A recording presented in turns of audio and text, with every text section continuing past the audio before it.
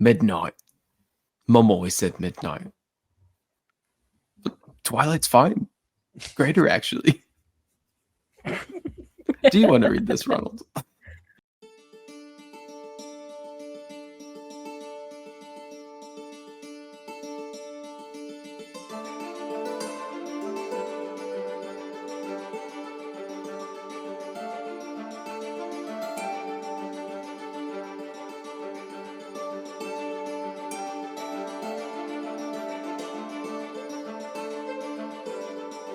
Well, welcome back, listeners or viewers, to the Show of Requirement podcast, a Harry Potter podcast that we have on lots of platforms. I personally think YouTube's still a lot of fun because you get to see our faces.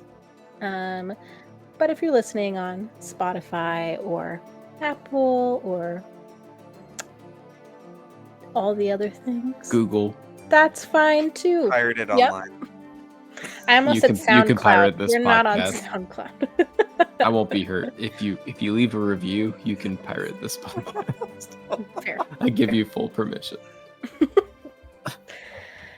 Well, welcome back. We are reading through Harry Potter and the Deathly Hallows. We are on chapters 21 through 25.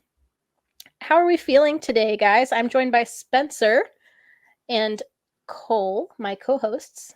David is unfortunately not here today, but we are excited to read through these chapters with you guys and discuss them. What are your initial thoughts?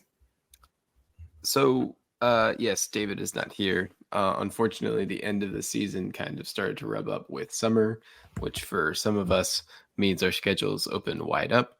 And for some of us, it's the complete opposite.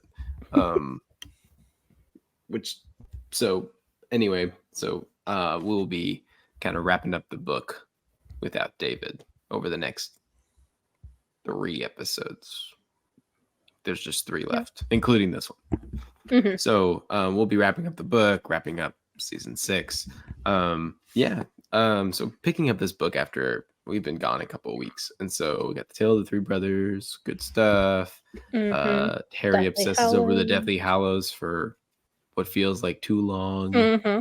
We get to go to Malfoy Manor. Malfoy Manor's wild. Great stuff. Key part of the entire book. Does this end on another cliffhanger, guys? I don't know. 24. I love the chapter 24. I have lots of nice things to say about 24, and I think the movie spent some time on them. We actually have the cutoff between the break between Deathly Hallows Part 1 and Part 2 movies are somewhere in here. Mm-hmm. And just for YouTube's sake, look how much this big section here, this fat section is Deathly Hallows Part 1, and this tiny little piece is Part 2.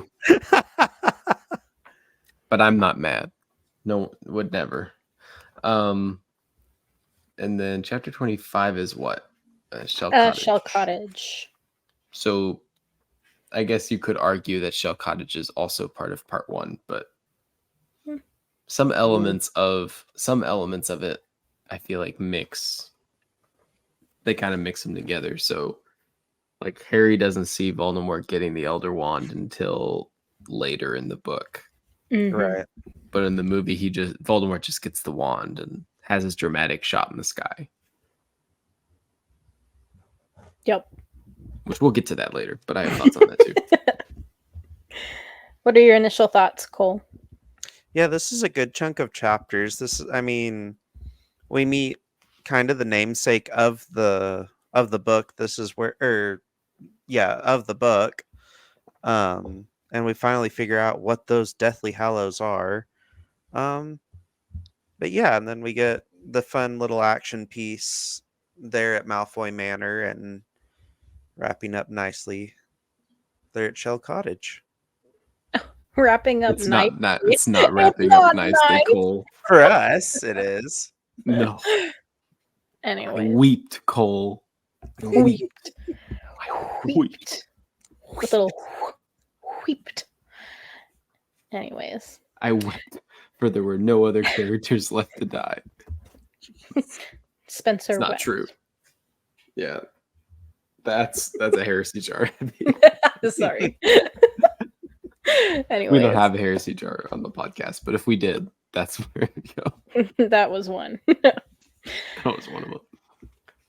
Well, hey, let's go ahead and jump right in because 2 of the 3 of us have babies at bedtime. Chapter 21, The Tale of the 3 Brothers.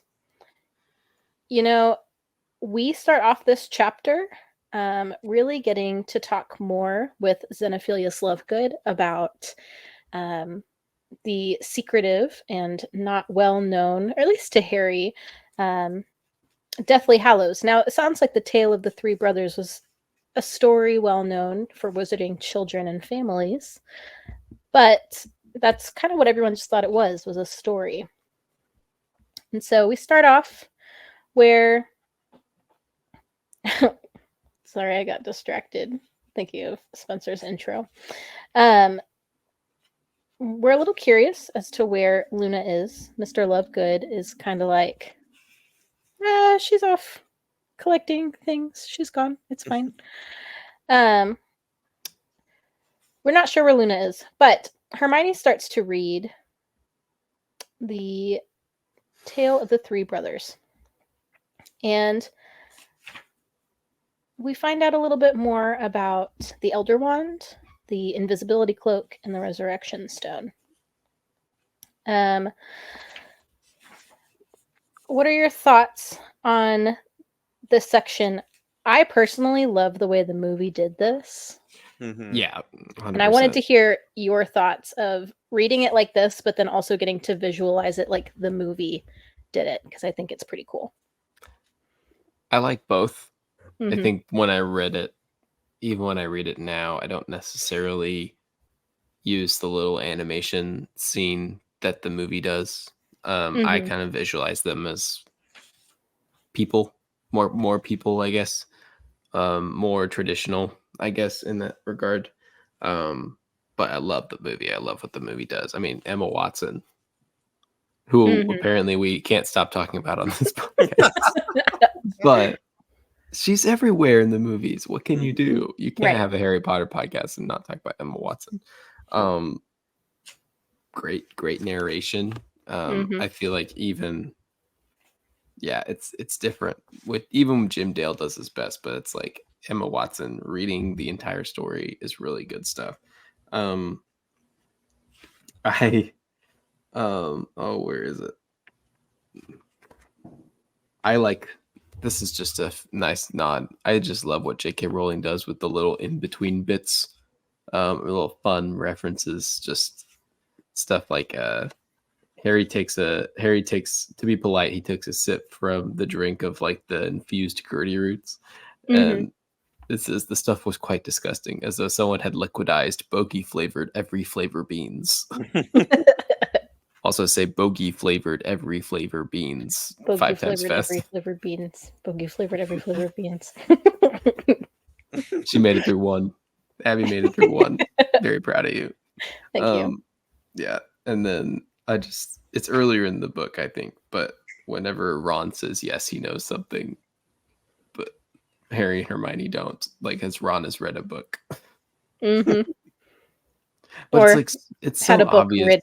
Read to him. It's so obvious in hindsight that Xenophilius is like, better read it out loud so we can all hear it. That'll take some time. He's trying to stall so hard. I think now would be as a good time as any to ask you guys, do you think that the Deathly Hallows story is the tale of the 3 brothers, I should say, is how it actually happened? Or is it actually a fairy tale? Yeah, I've given a lot of thought to that, because that detail really tripped me up when I read these the first time, and I was like, wait, is this a fairy tale or are they real?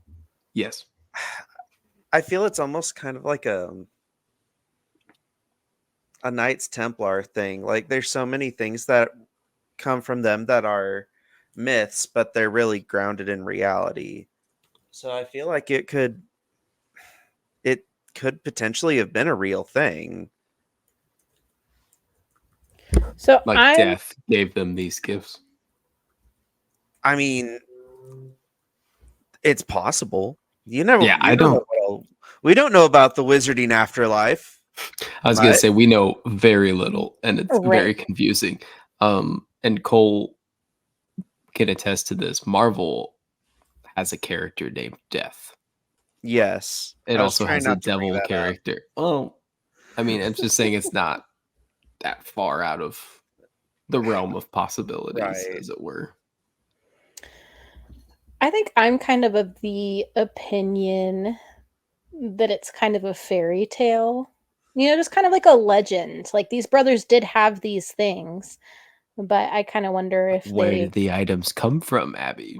I wonder if they created them. They're primordial beings. Weapons. I don't know. I don't know. But I don't know. It feels a little, again, I don't know. It feels interesting to me to think that like people could actually interact with death. Not to say that it couldn't happen, but it'd be a pretty wild thing. So I'm gonna have to defer if I could be wrong about this. Might need a rewatch. Rewatch? Oh, I said it. Anyway, I think Steve Kloves is the guy that did the screenwriting. He they added a little tidbit in the movies to where Xenophilius says, well, traditionally, like, it's a fairy tale, but he says, like, well, it's kind of understood that the Peveril brothers were probably the creators of the items. So it adds that little tidbit, basically saying, oh, this is what I think. Steve Kloves going, this is what I think it is. Just in case I didn't wanted to know. Yep. I forgot to say my favorite version of it. Mine's neither the book nor the movie. Mine's the Lego one because it's actually like a screen scroller, and as the screen scrolls, like the pieces build it, and as it leaves, they disappear. So it's a fun little detail, and you can go back and forth like that. It's true. But it'd be more fun if you played it as a level.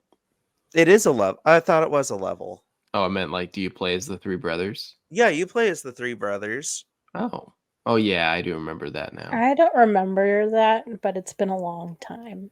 That feels familiar in my mind.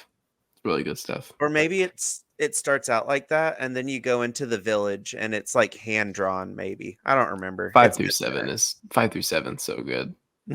It's such a good Lego game. When you're doing occlumency with Snape, you play a level in Harry's Bind where you're playing as Snape and Harry. Mm-hmm. And you go back to the same playground that you're on at the beginning of the game. It's genius. Wild. That was trippy. It was genius because they didn't have to rebuild anything. You just play the same level with Snape. Anyway. So yeah.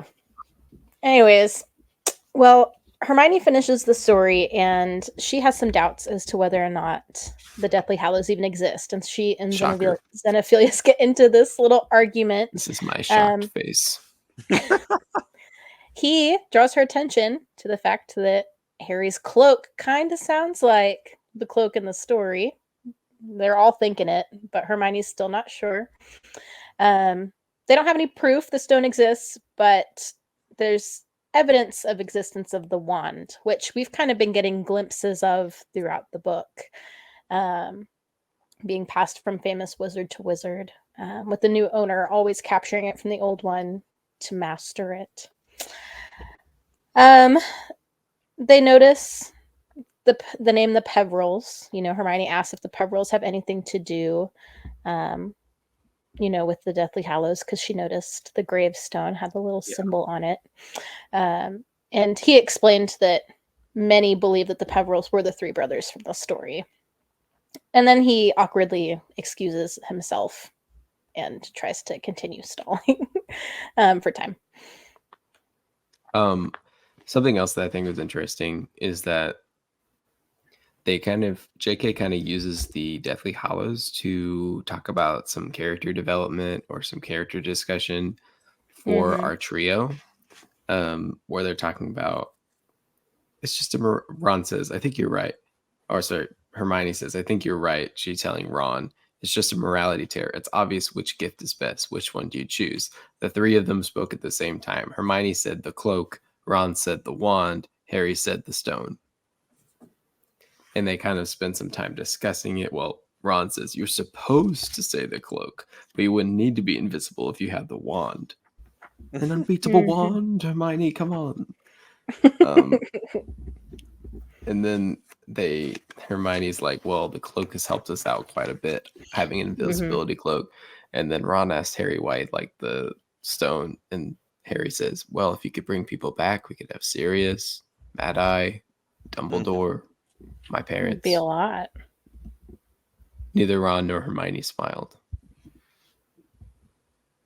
Yeah.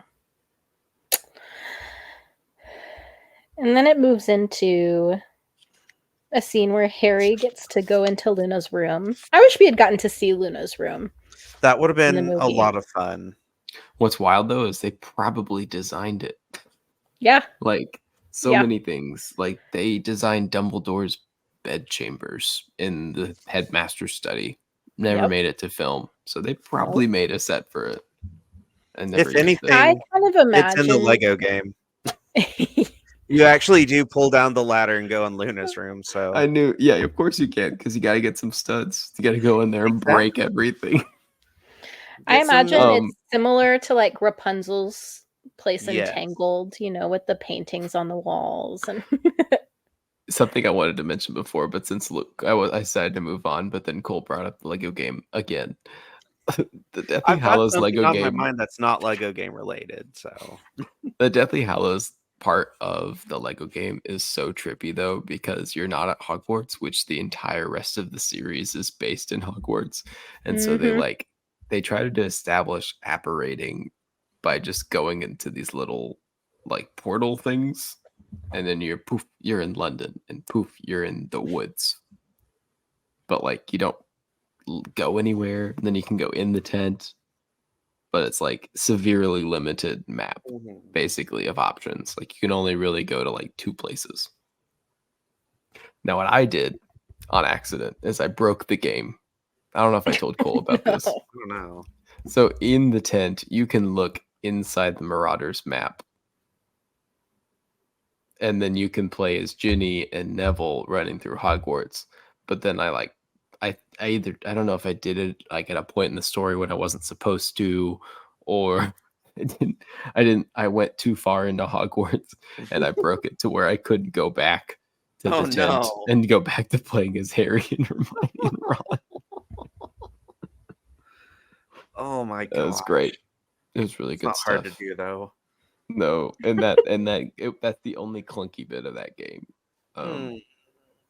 Well, there's a couple clunky bits, but I broke everything. It's a Lego game. There's going to be clunky bits. It was definitely an Andy Dwyer Parks and Rec. I tried to make ramen into the coffee pot and I broke everything. That's what I did. Anyway, continue. Well, basically, this chapter ends with them still debating which one would be the better one to have, and do they really exist? We don't know. But then noticing Xenophilius is acting really strange. And they start questioning, where's Luna? Her room doesn't look like it's been slept in. We don't understand what's happening. Hasn't been used in a while. And then they find out that Luna was actually kidnapped a while back, and that Xenophilius has actually called the Death Eaters to his house to try and trade Harry for Luna. And the chapter ends with them disapparating out of the Lovegood home. Boo. It's a little different in the book. Hermione has the stroke of genius to wait just in time to to change the memories of Xenophilius, destroys the floor below them so that the Death Eaters can see Harry Potter. Yep. But Xenophilius can't tell them what Harry Potter came to talk to him about. Yep. Honestly, she's a genius. That's just like so many good things. She's really good in a crisis, which you always need someone who's really good in a crisis. Hermione saves their butts like so many times. in this So book. many times. She saves them in Gringotts twice in a row, basically. Yeah. I mean, Ron does things too, but not to any same degree. Well, chapter 22, the Deathly Hallows. They disapparated out of the Lovegood home. They landed in the corner of a field at dusk. Hermione starts putting up shields, and then they continue to talk about whether or not the Tale of the Three Brothers is a true story, or whether the Deathly Hallows exist. Hermione still thinks it's a load of hooey, and the boys are like, no, they're real, they're real. And then Harry starts to put some pieces together. He starts to think about Marvolo Gaunt. He figures 90% of it out. I know. He gets it so fast. He starts Hermione thinking... and Ron are like, you're crazy, Harry. Can we just believe Harry for once? Just once. Once in the entire series. He has yet to be wrong more than once. Right. But, I think after the Order of the Phoenix, they still had some struggles. But it's just the one time. This isn't Voldemort tricking him either. No. But, he thinks about the Gaunts and thinks about the Resurrection Stone that was in the ring. Dumbledore must have hidden it in the snitch, which they still can't figure out how to open. Harry realizes that Voldemort's tracking Ollivander, Grigorovich, and now Grindelwald because he wants the Elder Wand.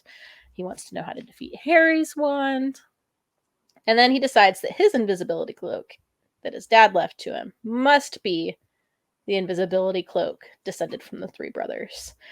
And he thinks about his mom's note to Sirius again, and that Dumbledore must have known and wanted to kind of assemble all of the Deathly Hallows.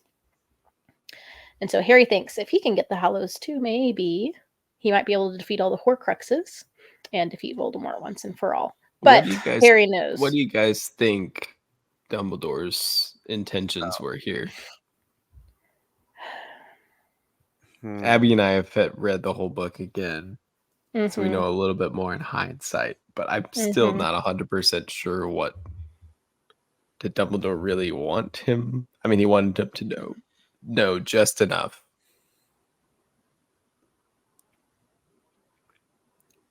I have no idea. It doesn't seem like, and I think it might just be poor writing. This is difficulty trying to pull it all together, but I can't figure out why. I don't think Dumbledore would have wanted Harry to take the Elder Wand. No. I think having the Elder Wand alone, but then also having all three of the Deathly Hallows is a really big burden to carry. But he didn't want Harry to really carry the burden. He clearly wanted him to use the Resurrection Stone one time at a precise moment, and he pulled that one off. Right. He already had the cloak, which kind of, you could argue that a lot of it has it helps him defeat Voldemort in a way. Yep. But then, the wand, it's like he didn't, I don't know I think he just wanted no one to have the wand and just to vanish into history. I feel like this is one of my main problems with the book. This book specifically is there's too many MacGuffins to be after. We've got 6 Horcruxes and 3 Deathly Hallows that we got to figure out and find out what they are. Can we just skip that and part? It kind of makes us rush through a lot of Horcruxes at the end. Yes. That being said, as someone who enjoys writing, I hate coming up with MacGuffins. And it at least writing in this kind of stories always necessitates MacGuffins, and I hate them. Well, yeah. I never can come up with a good one that I feel like I actually like. And so to come up with 9 of them. That's true. Or no, not 9. There's not 6 Horcruxes left. There's 7. Oh, no. No. Well, because one bit's Voldemort. The diary's destroyed. The ring is destroyed. So now we're back to 0. So there's the cup, the crown, the locket, which we've already Nagini. destroyed at this point. Nagini. Yeah, there's only 4 left. 4 and 5, including Voldemort himself. 6, including Harry. But he doesn't count as that doesn't count as a MacGuffin. No, that's a plot twist. Yeah. Ish. I wouldn't call it. I mean, it's not something that I necessarily completely saw coming, but I also wouldn't call it a plot twist either. Anyways, a lot of MacGuffins. It's definitely. I think she juggles the Deathly Hallows storyline and the Horcrux storyline as evenly as one can. It's just a lot to juggle. Mm-hmm. But it wraps everything together with the Dumbledore storyline and the Grindelwald storyline. That is very much the underlying storyline of this entire book. So I'm thankful for it. That's something David would bring up, I think. Well, towards the end of this chapter, Ron manages to tune in to the underground radio program Potter Watch, produced by members of the Order of the Phoenix. They find out different news about what's going on in the outside world. They start listening for, have any of their loved ones died? We find out that Ted Tonks and Dirk Cresswell have been murdered, along with a goblin. Xenophilius is in prison. Hagrid was almost arrested, but escaped. Muggles are being murdered by Death Eaters. Also, we find out that Voldemort's been sighted outside of England, which Harry realizes means that Voldemort must be searching Europe for the Who is citing Voldemort That's outside my of question, England? honestly. And they recognize that in the book. Mm-hmm. Where is it? Fred's so funny.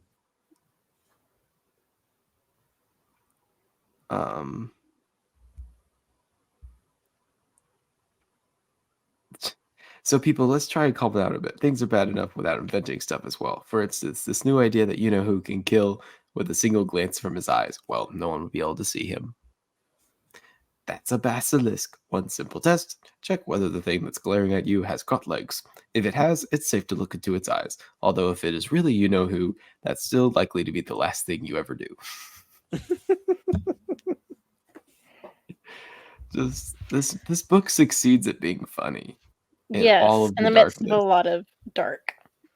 Also, just Fred says, unless they've taken refuge at the bottom of a garden pond or somewhere similar, everyone will know. Well, this chapter does end with Harry going on and on, kind of ranting, and then accidentally saying Voldemort's name, which is taboo, which led Snatchers directly to them. And they tell Harry, Ron, and Hermione, come out of your tent with your hands up. We've got you surrounded. And in case we didn't already be able to tell, they explain the taboo again. That is true, they do. Greyback explains, so we tabooed it. It's like, we tabooed it. I'm not going to lie. I don't know if you've heard this far from Jim Dale, but Jim Dale's Greyback is one day away from Jason Statham. I didn't think about that. I'll have the girl. I'm the werewolf man. What's the job? Tell me about the job. Have you guys seen that TikTok? Yes. It's really good stuff. I think I sent Cole some of those. There's a guy that he's like, did someone call for piss? Because I'm the beekeeper. And he's always like, is the car broken down? You could call me the mechanic. You could call me the werewolf man. Oh my gosh. It's Harry Potter's the job. I'll get some statues with me so we could do the job. Okay, I'm done. And on that note, chapter 23. Malfoy Manor. This is where we continue to get into some really interesting chapters. Before they go out, Hermione she uses a spell on Harry's face, which causes it to swell so that nobody can recognize who he is, especially like the Snatchers.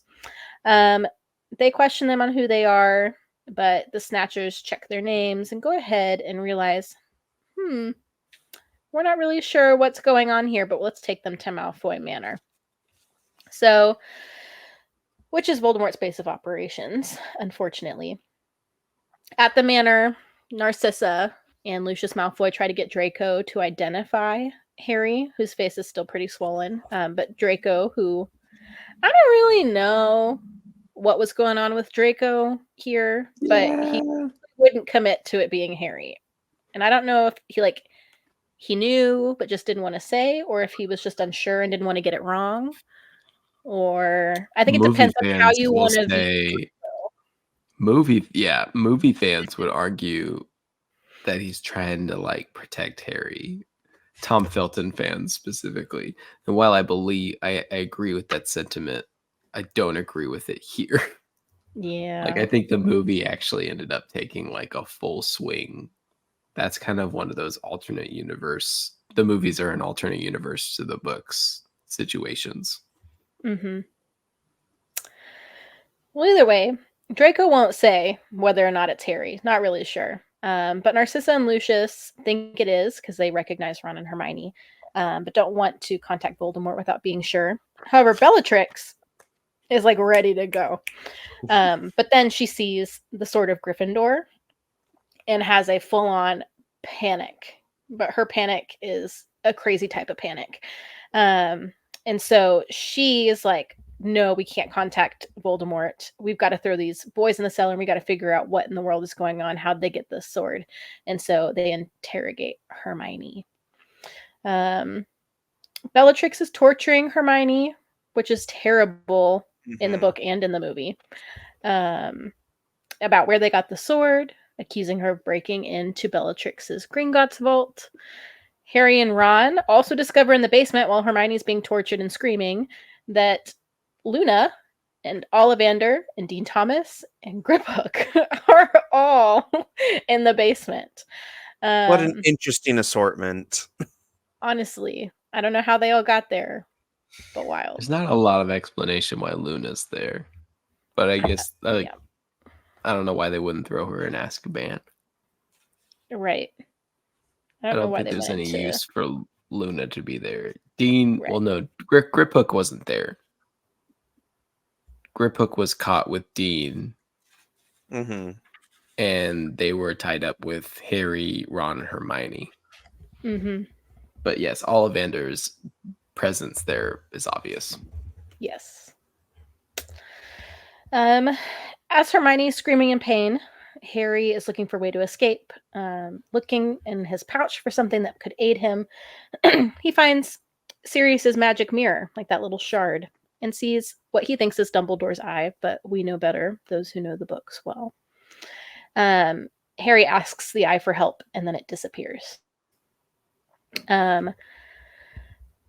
Bellatrix still torturing Hermione. Honestly, poor girl. Harry asks Griphook to lie when Bellatrix goes to question him, asks him to lie and say that the sword they're carrying is a fake.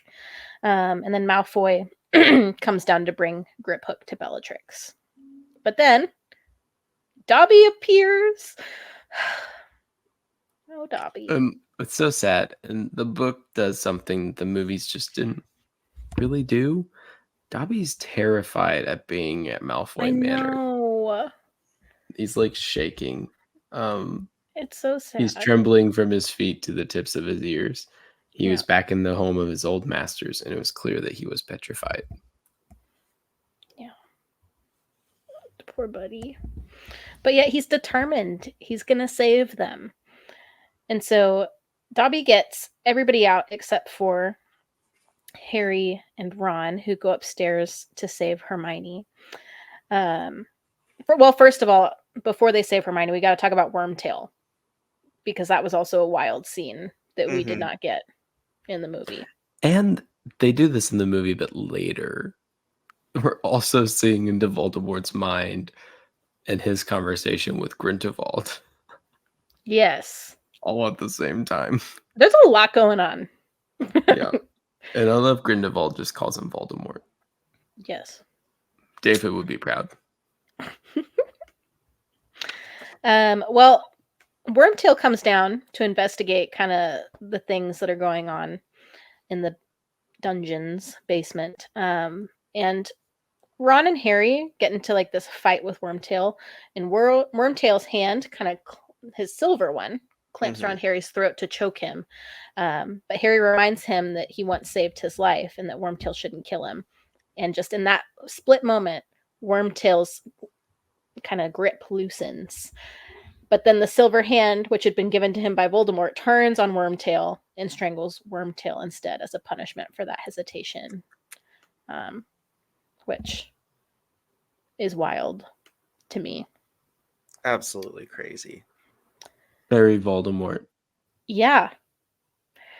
Well, upstairs, Griphook tells Bellatrix the sword is a fake, and Bellatrix is reassured and summons Voldemort. And then, Harry has a vision of Voldemort's point of view, being enraged, being summoned, killing Grindelwald. Bellatrix is terrible. She offers to let Greyback eat Hermione.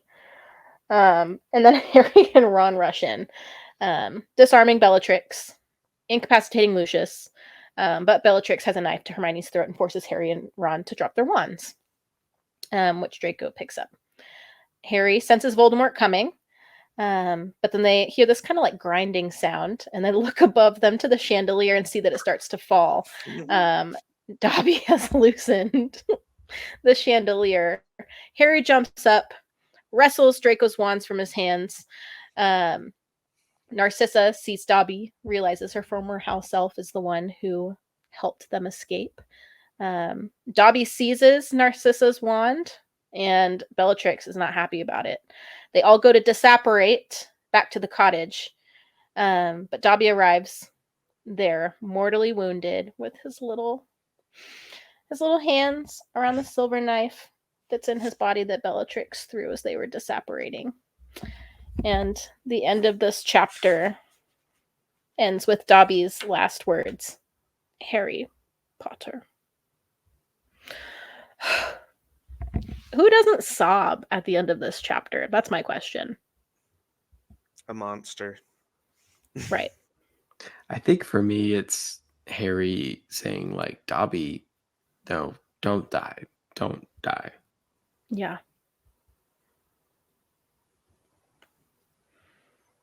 I think this is the toughest death in Harry Potter. Mm-hmm. Is there really a contest here? I think it feels like innocence has been killed in a way, because you're introduced to Dobby in Harry's second year, and Dobby just is trying to be kind and help Harry. Dobby has always been kind and trying to do what's best for Harry. Well, we got Hedwig's death too. Yeah. Like it's not, so it just doesn't hold a candle to Dobby's death, but like no, there's a lot of deaths in this book. Fred or George, whichever one died. Fred. I feel like Fred and Dobby's are the most like emotionally significant because you see it all happen. Mm-hmm. Hedwig being the third, just because it's not a person. I would say Tonks and Lupin get me, but it's like after the fact. But it's after it's in like a quiet moment, and it's off screen, which is just hard. Part of me is like, they didn't do it justice, but the other part of me is like, but did I want to read about their deaths? Really not want really. To see that. Yeah, no. Something that I have. Characters, so this is probably a time I should have this gripe now. I love Deathly Hallows Part 1. It's my favorite Harry Potter movie, other than maybe Half-Blood Prince. Mm-hmm. I do think in many, many retrospects, it is better than the book. Except maybe one, which is how it ends. we're all gonna finish it. There's no need to end on the big cliffhanger. None. Everyone and their dog was watching all these movies in theaters. Every single person was going to show up for that last movie, no matter what this movie would have been like anyway. I think it would have been a way. Dobby dies. He buries Dobby without magic and all of these things. And he lays there and he weeps, Daniel Radcliffe. And then it pans away from the beach, from Shell Cottage. And then it fades to black with the music. Just end the movie right there. David Yates. David, I don't know what your middle name is, Yates. You set up the perfect ending, and then you didn't end it there. And then, Voldemort's breaking into Dumbledore's grave, and then he's doing lightning. We know he can do lightning. This isn't even impressive. It's not even in the book. It's not even that much in the book. Anyway. I didn't hate it. Some fans will agree with me, but I'm like, they ended the movie pitch perfect right there. If you're going to do a half and half, part 1, part 2 movies, that is how you end the first part. And that like still opens, you're coming in for the big finale. Right. It's okay. It's just frustrating. It really bugged me. Even in the theaters when I watched it. That you had. But I'm just really, it's even more, it almost bothers me more than David Yates's color decisions and the lack thereof. I think it bothers me just that much more. It's just everything felt kind of like in these last 2 movies, like very blue toned or almost green toned. Mm-hmm. Yeah. Anyways. Do you think do you guys think that it would have been, I feel like Dobby had to die either way. That was just a creative decision that she made. What if he had survived to be in the Battle of Hogwarts? Would it have hurt less or more? Less. If he died in Hogwarts? Less, because this is like an isolated incident. Mm-hmm.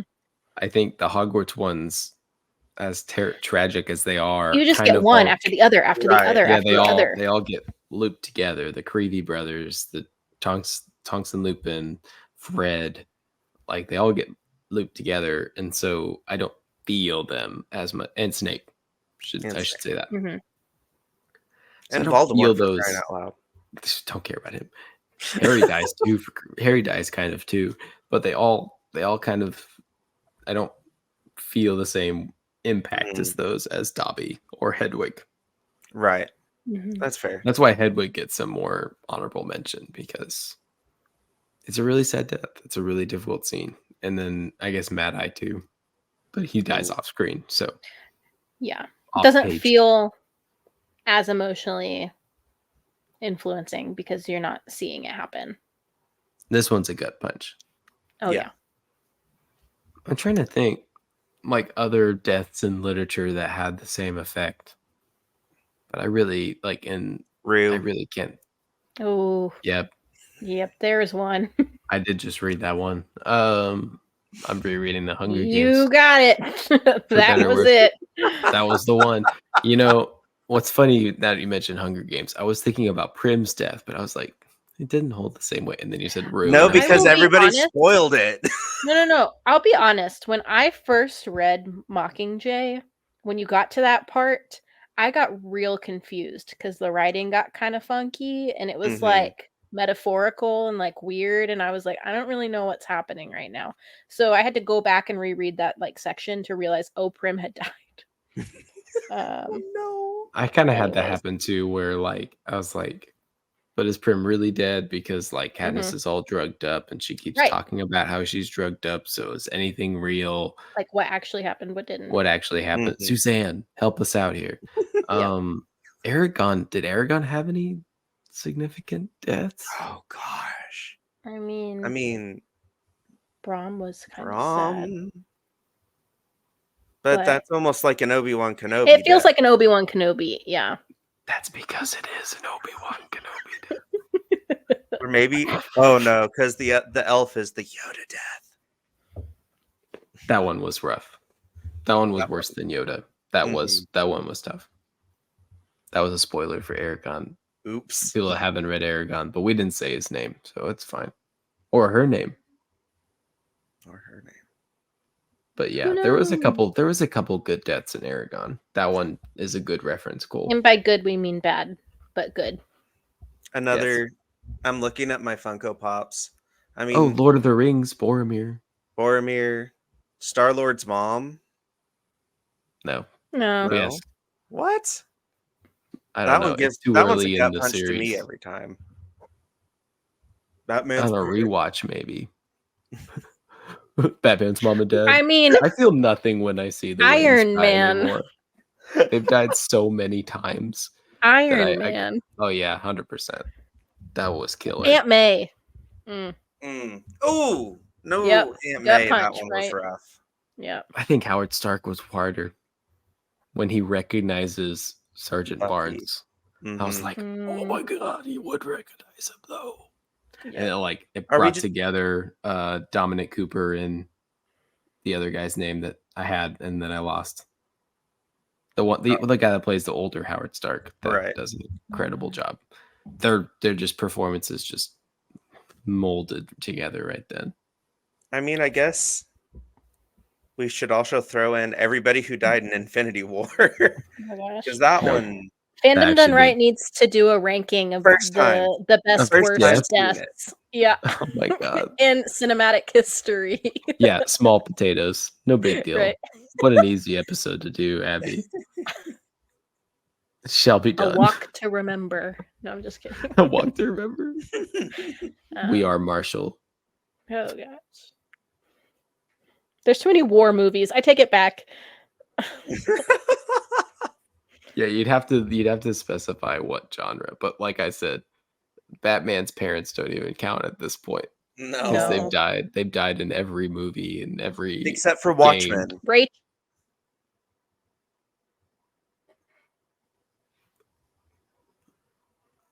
Rachel. Rachel was tough. Yes. Isn't that her name? Yeah, you froze up, so we were making jokes Rachel? about. Martha? Yeah, Rachel. Rachel. Oh, that Although I Rachel. did learn that Rachel's not a comic book character, so that kind of I don't know how I feel about that anymore. That's fair. Welcome to my side. Yeah. Anyways. Dobby's death is okay. To transition us into the Wand Maker, which this chapter is not really about the Wand Maker, but whatever. No. Yep. Well, there's this beautiful section, and Jim Dale kind of reads it with a rhythm. I don't know where he there's a magic to it. I don't, for lack of a better term, where Harry had finally it basically talks about how Harry masters occlumency through grief. And we should have talked about this on the Death and Grief and Harry Potter episode. I do agree with that. But I can't even describe it without just reading parts of it. He set to work digging. He dug with a kind of fury, relishing the manual work, glorying in the non-magic of it. For every drop of his sweat and every blister felt like a gift to the elf who had saved their lives. His scar burned, but he was master of the pain. He felt it, yet he was apart from it. He had learned control at last, learned to shut his mind to Voldemort, the very thing Dumbledore had wanted to learn from Snape. Just as Voldemort had not been able to possess Harry while Harry was consumed with grief for Sirius, so his thoughts could not penetrate Harry now while he mourned Dobby. Grief, it seemed, drove Voldemort out, though Dumbledore, of course, would have said it was love. Did I cry during that? I did. I did. Yep. I was like, I'm trying to drive to work right now, Jim. It's 7:30 in the morning. Just kidding. It's too early for that. The steady rhythm of it. Catching fire at 8 o'clock in the morning. The steady rhythm of his arms beat time with his thoughts. Hallows, Horcruxes. Hallows, Horcruxes. Mm-hmm. And just he figures it all out. He knows what Yeah. he needs to do. And Harry goes from the teen that we knew to the hero that we have at the end of the series. The Yeah. actual figure that can destroy Voldemort. Yeah, honestly, it's a beautiful beginning to a chapter that shows a It's lot not of really. character development. I don't know how you do that cinematically. You can't. No. And so it's just amazing how they do it in the book.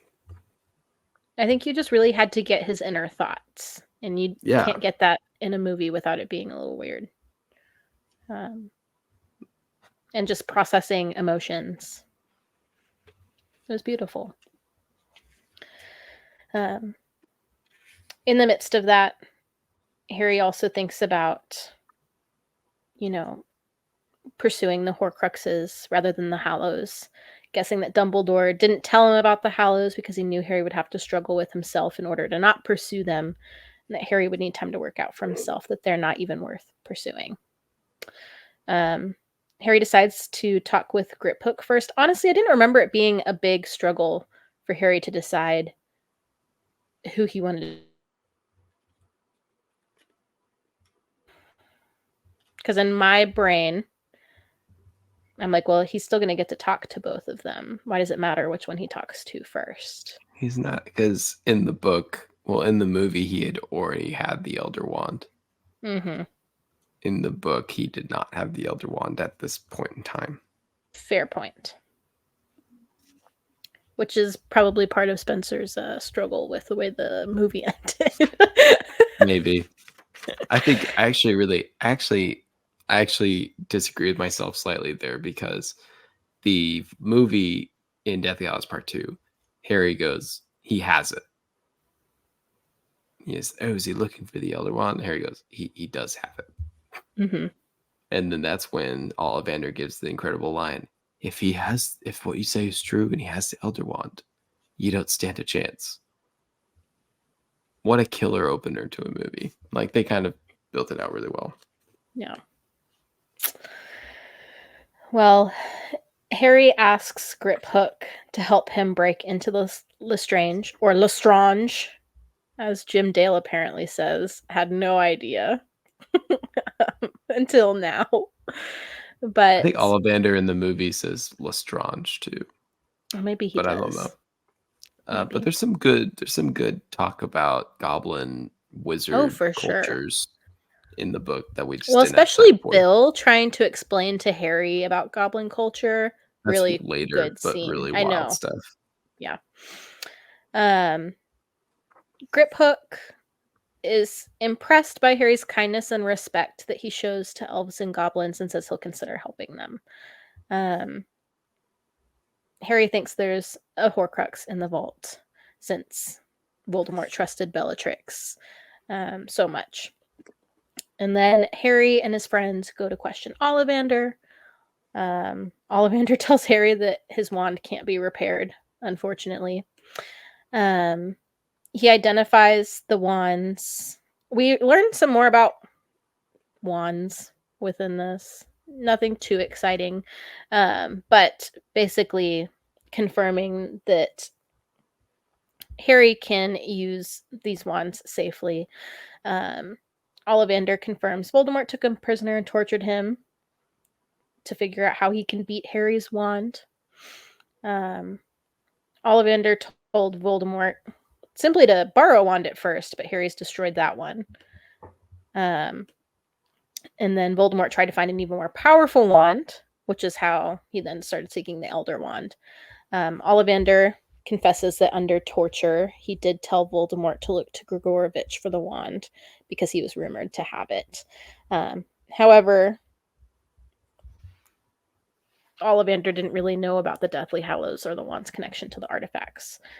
He just knew a little bit about the history and knew who was rumored to have the wand. Harry figures if Grigorovich had the wand and it was stolen by Grindelwald and Dumbledore defeated Grindelwald, then the ownership of the Elder Wand must have passed to Dumbledore. And so Harry realizes Voldemort probably figured this out too and went to his grave to take the wand. He realizes they're too late to stop Voldemort from getting the wand, since in this, he decided to talk to Griphook first before Ollivander. I sometimes forget that they probably could have gotten to the wand first because disapparating is super speedy. No chance. They But were I all don't waiting really- there for him. That fair. They were all waiting in Hogsmeade for him at this point, even. Yeah. They had people stationed there. I don't think they had a shot, in my opinion. I think it's important to talk about the wand lore a bit. Yes. Because it was my understanding, and I feel like I'm talking like Michael Scott. It was my understanding that Harry defeats Voldemort because the Elder Wand is Harry's. And that's how he wins. Okay. Mm-hmm. I don't want to. I'm being spoiler Spencer again. David would be proud. That's not why he beats Voldemort in the book. Right. And the movie decides it's not worth spending the time. Maybe, or they don't think the audience would understand the reason that Harry beats Voldemort that way. So the movie explains it that Harry says, well, that Snape never had possession of the wand. Draco disarmed Dumbledore and I disarmed Draco. Well, you can't just disarm. When Harry disarms Draco, he gets the Hawthorn wand from him. He doesn't automatically become the owner of every wand that Draco has technically ever owned. Call that subtle, confusing laws of wand ownership, but I think that's pretty obvious. Fair. It's fine. It's fine. I guess. Don't think about it too much. I mean, the movie does the last fight weird too. Yeah, I have I'm qualms. pointing my wand as hard as I can. I have qualms. I think I've spoken with Spencer and David a little bit about this before. I don't like how the movie did the final battle. No. It wasn't even in the right place. That's not even a hot take. That's a cold take. It's just a real take. Yeah. That everyone should have. I agree with that. Yeah. Anyway, sidetrack into long lore over. Well, what happens in chapter 25 anyway? I mean, not much except for a good conversation between Bill and Harry. Oh, yes. We should talk about that, but everything else is just Gringotts planning stuff. Yeah, they were just trying to figure out how to break into Gringotts, and Harry's trying to barter with Griphook, trying to figure out how they can, lie to him without actually lying to him about giving him the sword. Lupin comes by. That is Teddy's true. Been born. Yes. Right. And they all kind of celebrate for a little bit. But yes. But where's the section? Oh.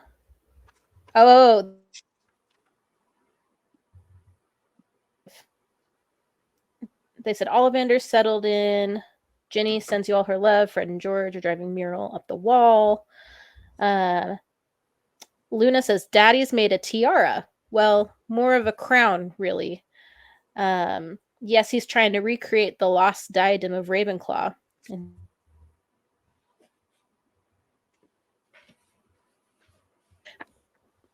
Just a little Bill foreshadowing talks to him at the very, very, very end of the chapter. Like the last 2 pages. Were you guys able to hear what I said? Maybe not. Yeah. About the tiara. Yes. My screen.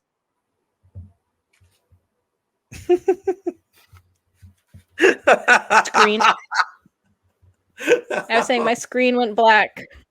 And I don't know what's happening. It's frozen Anyways, up so much. I know. Maybe somebody else should finish. My computer's really struggling. It's okay. Bill talks to Harry about. He's like, "Listen, you made a deal with Griphook. And Harry's like, yes. Oh, wait, Harry didn't even question or deny it. It was a statement, not a question. Mm-hmm. Bill talks about, I have goblin friends, or at least goblins I know well and like it's still a difficult relationships between wizards and goblins.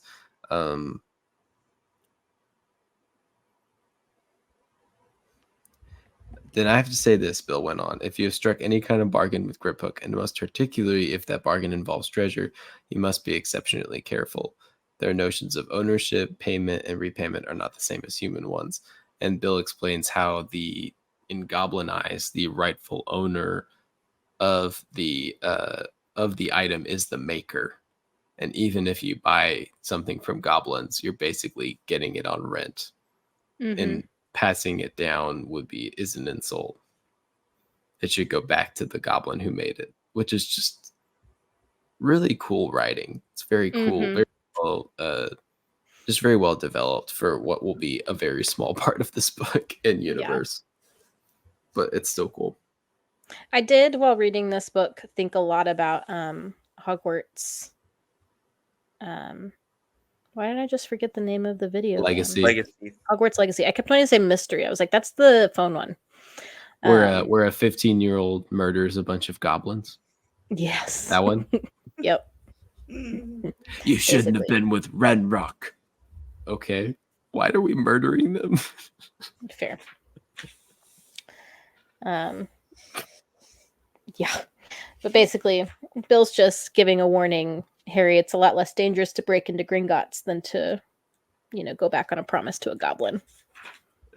And Harry's right, thanks. Yeah, I'll keep that in mind.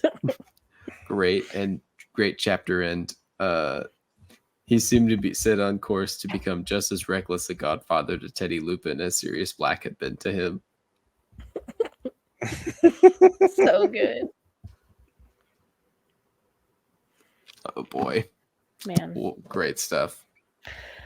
Well, that was chapters 21 through 25. I almost said 1 through 25. That would have been wild. Can you imagine? Let's do it. In a compilation episode, Spencer. Anyways, I thoroughly enjoyed these chapters, and it only gets more crazy from here. So we look forward to next time when we read chapters 26 through 30. 30? Yes. Any other updates we need to give in the meantime? Nope. All right. Well, thank you all for listening or watching or, just existing alongside us while we go through this book series. We really appreciate everyone who listens. So we will be back next time with the next 5 chapters. And until then, for Spencer and Cole and David, who is missed, this is Abby Tooley with the Show of Requirement, Mischief Managed.